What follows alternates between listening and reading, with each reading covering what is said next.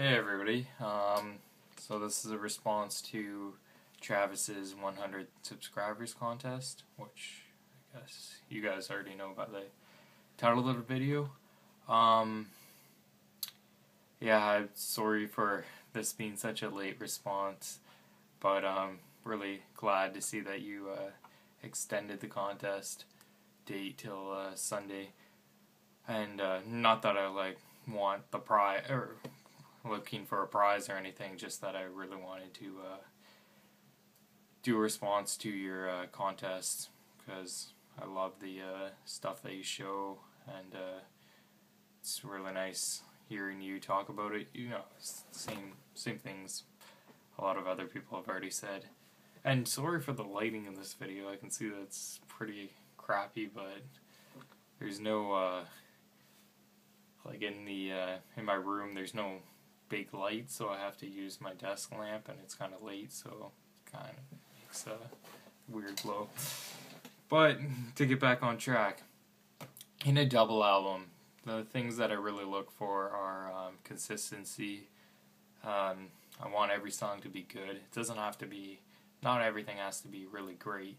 And actually, if you constantly jumping around from like great tracks to weak tracks, then it doesn't really keep my attention as well. Like, I'd rather listen to, if an album has great singles, then that's something I'll put on my iPod. If it has like some really good songs, but then some complete shit songs, then I won't even, I won't seek out that kind of album. And yeah, so for the most part in these albums that I'm going to show, it's just basically consistency and flow. You want it to flow nicely, because it's difficult for a double album to keep your attention because of the length and everything. So first album, it's a real classic.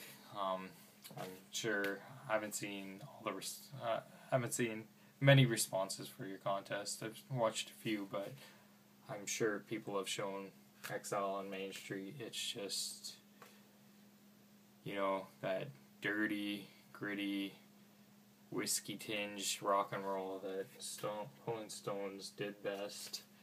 And yeah, it flows great, almost effortlessly from beginning to end, for me at least. There's not really any huge standout tracks, like I was saying, but it's just great. And yeah, my second favorite from the band, beside next to Beggar's Banquet, but great album. Next up,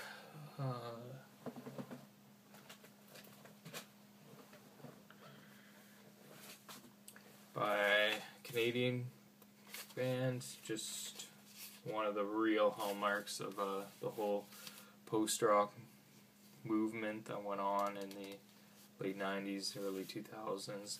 Still, like, some great bands going now, but it's kind of where it was at its peak. Yeah, same thing, too, with the Rolling Stones. Not my favorite by the band. That would be F sharp, A sharp, Infinity. But it's I don't really like the term epic, because it gets thrown around too much these days, but I mean, I don't know really what other word would be fitting besides that one. Just, the buildiness, the releasing of energy in this album, I don't know. I'm sure you've heard this as well and know exactly what I'm talking about. Well, but yeah, great album. And a lot of people consider their masterpiece. Yeah, I'd say so too.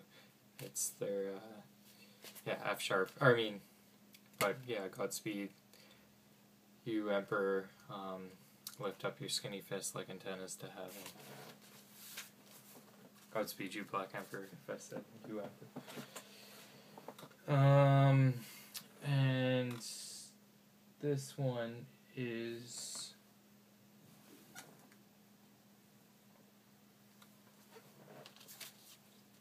One of the albums that, for a long time too, I liked a lot, but I didn't really see its greatness, and it kind of creeps up on you. It takes a lot.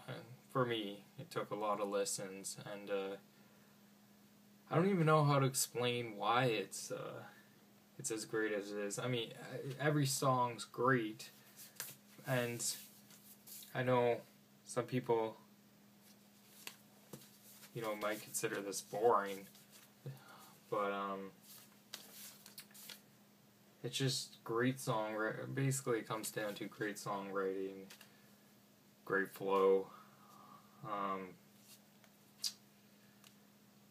and I don't know, really beautiful album though, mellow. This is the first press on Sundays, and then it was repressed by None Such. But yeah, I bought the original copy, and then this came up in one of my local stores 2 years ago, last year. And it was like $15, and it's in amazing shape. So couldn't pass on it, and now I have 2 copies.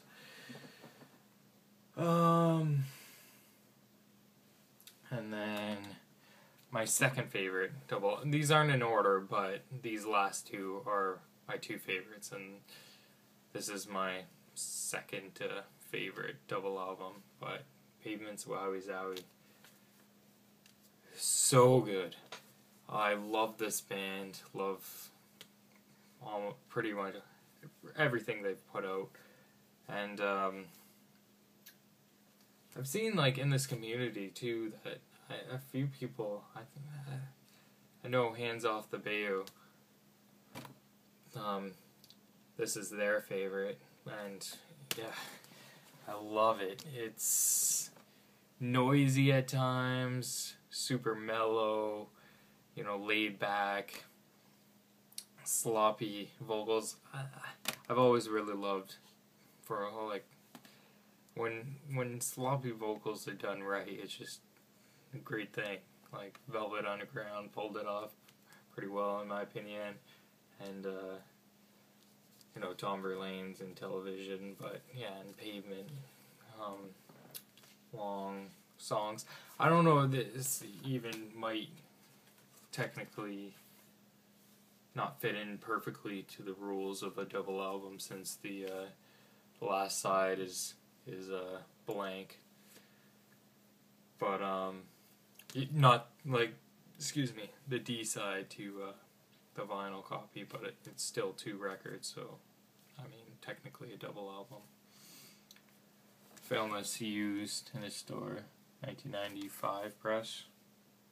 Yeah, but looks like somebody took a fucking bite out of this. Other than that, great copy, but love it.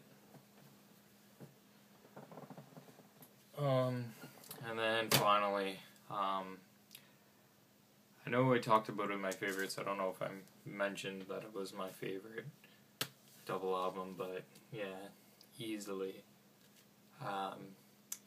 Husker Du Zen Arcade.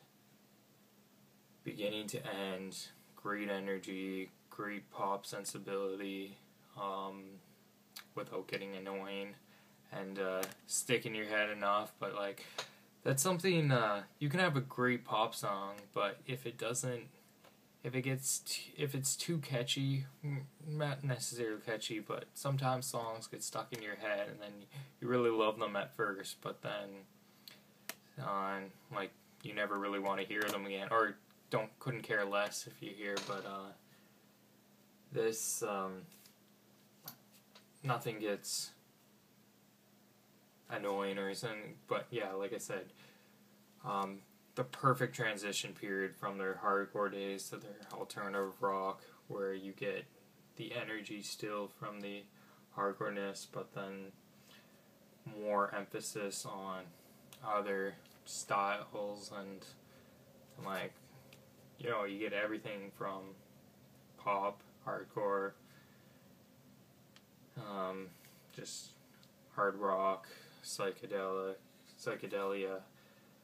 And great thing about this record, among lots of things, is good songs from beginning to end for me, and then it just has the best closer to like, besides, you think of closers, you think of one great track, but this song, like with this album, it's kind of like just one sidelong awesome closer with Turn on the News, which opens up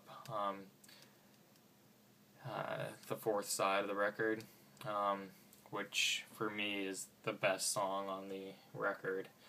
And then Reoccurring Dreams, which is just this noise fest and perfect end to the record. Just